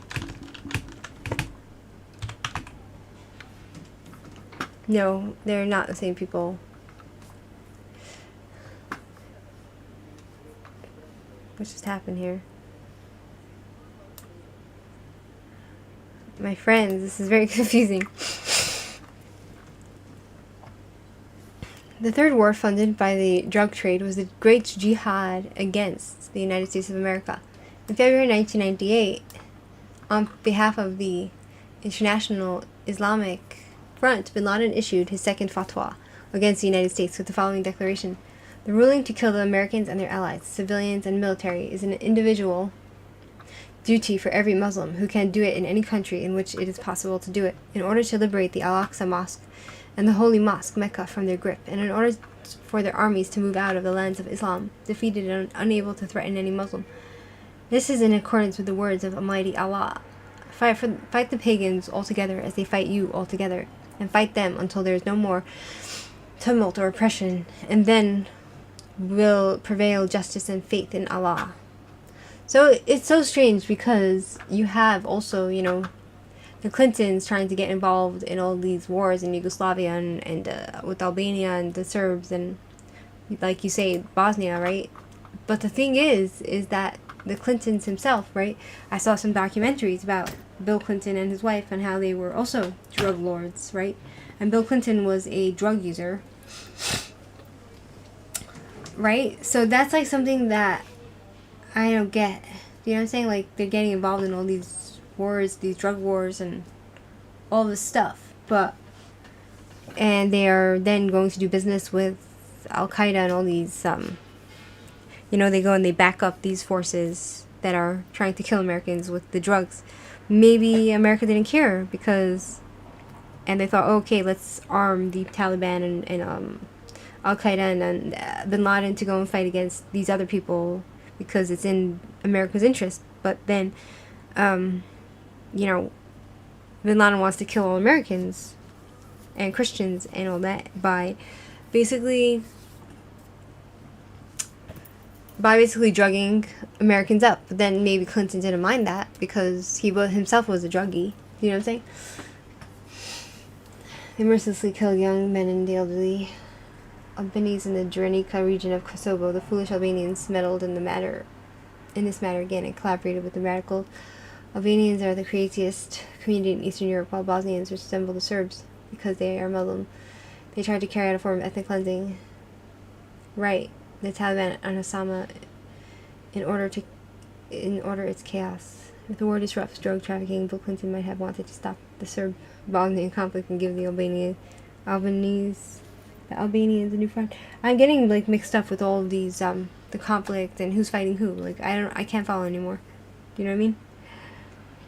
What you said makes sense. Clinton is still a pathetic mess today. He can barely stand. Right? I mean, right. I don't know. Okay, so in the declaration, he presented 3 reasons why Muslims throughout the world must unite with Al-Qaeda in his holy war. Right? First, for over 7 years, the United States has been occupying the lands of Islam in the holiest of places, the Arabian Peninsula, plundering its riches, dictating to its rulers, humiliating its people, terrorizing its neighbors, and turning its bases in the peninsula into a spearhead through which to fight the neighboring Muslim peoples, as some people have in the past argued about the fact of occupation. All the people of the peninsula have now acknowledged it. The best proof of this is the Americans' continuing aggression against the Iraqi people, using the peninsula as a staging post, even though all its rulers are against their territories being used to that end. But they are helpless. Second, despite the great devastation inflicted on the Iraqi people by the Crusader Zionist alliance, and despite the huge number of those killed, which has exceeded 1 million people, the Americans are once again trying to repeat the horrific massacres, as though they were not content with the protracted blockade imposed after the ferocious war, or the fragmentation and devastation.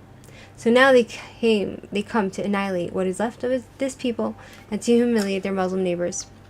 Third, if the Americans' goals behind these wars are religious and economic, their aim is also to serve the Jews' petty state and divert attention from its occupation of Jerusalem and murder of Muslims. The best proof of this is their eagerness to destroy Iraq, the strongest neighboring Arab state, and their endeavor to fragment all the states of the region such as Iraq, Saudi Arabia, Egypt, and Sudan, into paper satellites, and through their disunion and weakness to guarantee Israel's survival and the continuation of the brutal crusade occupation of the peninsula. So that's what bin Laden's excuse for going after America is, right? So on August 7th, 1998, bin Laden gave vivid proof of the earnestness of his declaration of war by ordering the bombings of the U.S. embassies in Kenya and Tanzania, killing 234 people, 12 of them Americans, and wounding 5,000 others. His plan to bomb a third embassy, in the U.S. Embassy, this one in Kampala, Uganda, was prevented by a tip from a CIA informant. 13 days later, the U.S. forces retaliated by firing a host of cruise missiles at the al-Qaeda residential and military complexes in Khost, Afghanistan, and by the bombing of the Al-Shifa pharmaceutical plant near Khartoum, believing it to be bin Laden's laboratory for the production of the deadly nerve gas VX. But bin Laden, al-Zawahiri, and other members of the al-Qaeda high command were not in the camp at Khost. They were safe and secure in a Pakistani madrasa. Although the missiles did strike the camps, the only casualties were local farmers and some low-level militants. The camps themselves had been constructed of stone, wood, and mud, making it easy for the al-Qaeda operatives to rebuild them in a matter of days, and the Sudan factory was not involved in the production of the nerve agent VX or any other chemical weapon. The plant simply produced common pharmaceuticals, including ibuprofen. The U.S. response to the bombings of the embassies was more than a resounding dud. Several of the bombs even failed to detonate upon impact. It proved to be a rallying call to the Muslims throughout the Middle East. The Afghan camps contained 5 mosques to provide religious services not only to the Mujahideen, but also to the local villagers. 4 mosques were destroyed, leaving the area littered and burnt with the burned pages of hundreds of Qurans. Pictures of the bombed mosques and the burned pages were circulated throughout the Muslim world. America has invited death upon itself. Ma'uvi Mazlouz Rahman Khalil, head of Harakat al-Ansar, told the press, "If we don't get justice from the World Court, we know how to get our own justice." The missile attack and the final analysis only served to enhance bin Laden's image as a righteous warrior. Rahimullah Yousufzai, the Pakistani journalist who interviewed bin Laden for ABC News, noted, "In an Islamic world desperately short of genuine heroes, Osama bin Laden has emerged as a new cult figure." The Sudanese spiritual leader Hassan Abdullah al-Turabi told the Christian Science Monitor, "Bin Laden lives in a very remote place, but now, ho ho, you Americans raised him as the hero, the symbol of all anti-West forces in the world. All the Arabs and Muslim young peoples, believe me, look to him as an example." Al-Turabi concluded his remarks by saying that the attacks could serve to create 100,000 bin Ladens. Next, bin Laden focused his attention on preparations for a night of power that would occur on January 3rd, 2000, the holiest day of Ramadan, with the bombing of a U.S. warship, USS Sullivan's, but al-Qaeda's small boat, loaded with boxes of heavy explosives, sinks as soon as it was launched, forcing the Emir to adopt alternative plans. These plans came to fruition on October 10, 2000, when USS Cole cruised into Aden in Yemen for a gas and go stop. As soon as the Cole was anchored, a skiff packed with 500 pounds of C4 plastic explosives sped across the harbor towards the warship. The U.S. soldiers waved at the terrorists who were manning the boat. As soon as the skiff reached the port side of the hull, the terrorists pressed the detonator, blowing a gaping hole into the side of the Cole. 17 American soldiers were killed. The only disappointment for bin Laden was that the al-Qaeda operative, who was ordered to videotape the attack for propaganda purposes, fell asleep at his observation point on Steamer Point. In the wake of the attack, the Clinton administration waved its sword at bin Laden and pledged revenge, but no retaliatory measures were adopted. This lack of action was accepted as another sign of American weakness, emboldening bin Laden to launch his next and most audacious attack. In his mind, the skiff symbolized al-Qaeda, and the Cole represented the United States of America. Right, so I guess it's the boat. Right, so then it goes on to talk about September 11th, right? And so I'm gonna leave it there because maybe I'll go to the bathroom. Maybe I'll feel better.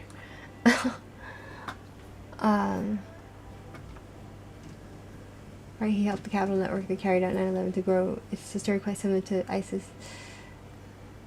Right. From everywhere in the UK, more young people go to Syria to fight in the ISIS ranks. Then join the army. Right. Exactly.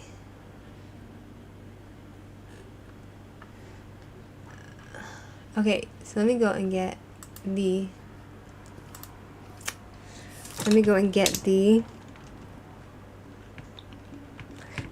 right rain sound.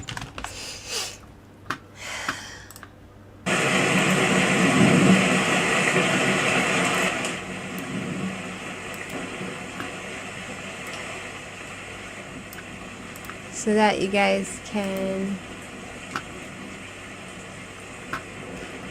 I hope it doesn't get copyright. I'm gonna go to the bathroom.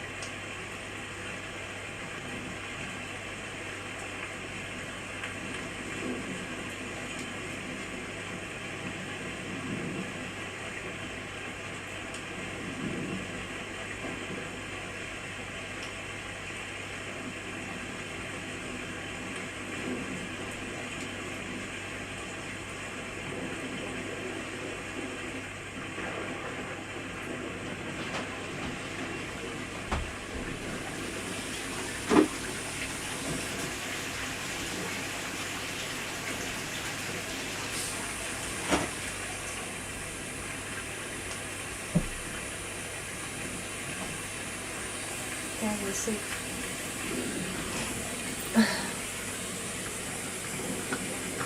Yeah. There we go.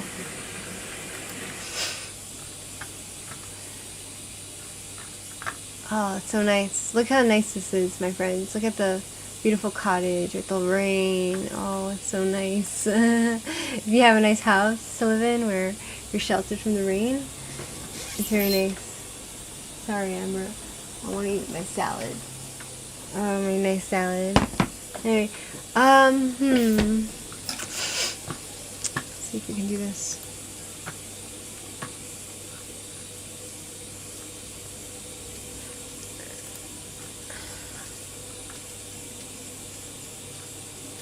Right, so it's very good, you know, like, I wonder if these people will say that, wonder if it's an inside job or not, right? In the meantime, I'll probably go look up, Francisco Gil White's books to see if he wrote anything about 9/11, and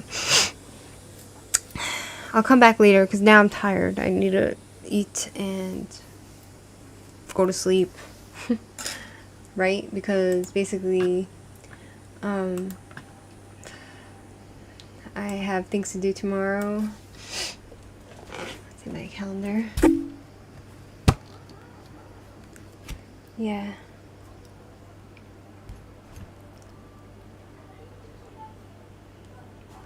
So holiday's over, my friends.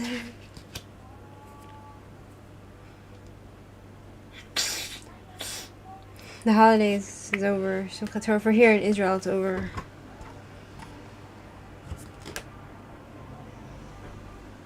Yeah. Time goes by too fast, my friends. Anyway, feel free to subscribe, to unsubscribe, feel free to like and not dislike, feel free to comment, and have a great day. Maybe I'll come on a little later. So, okay. Thanks for being here. Hold on. Bye.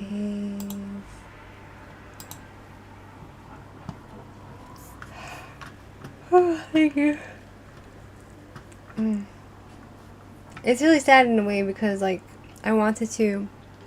I think it's getting good. You know, it flows into 9/11, right?